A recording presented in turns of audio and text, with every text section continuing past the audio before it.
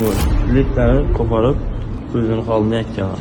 Assalomu alaykum ijtimoiy tarmoq kuzatuvchilari. Kuni kecha ushbu Damas 217 AV davlat raqam belgili avtomashina haydovchisi boshqa harakat ishtirokchilarini harakatiga xalaqit berib, ya'ni yoritish chiroqlaridan noto'g'ri foydalanib, transport vositasini ishlab chiqargan korxona tomonidan nazarda tutilmagan, man etilgan chiroqlarni o'rnatib boshqarib bo'lganligi videosi bizga ijtimoiy tarmoqlar orqali murojaat kelib tushgan edi.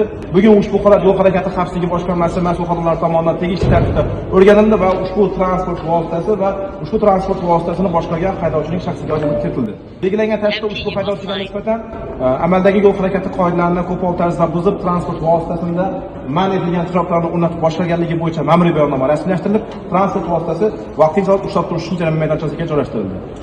Keyin shundan pushaymonman, boshqalar taklif etildi. Azamona tushuntirildi. Liftlarni ko'parib, o'zini holini aytgan. Boshqa takrorlanmadi. O'zini to'g'ri xulosani chiqarib oldim. Kamchilikni bartaraf etdim.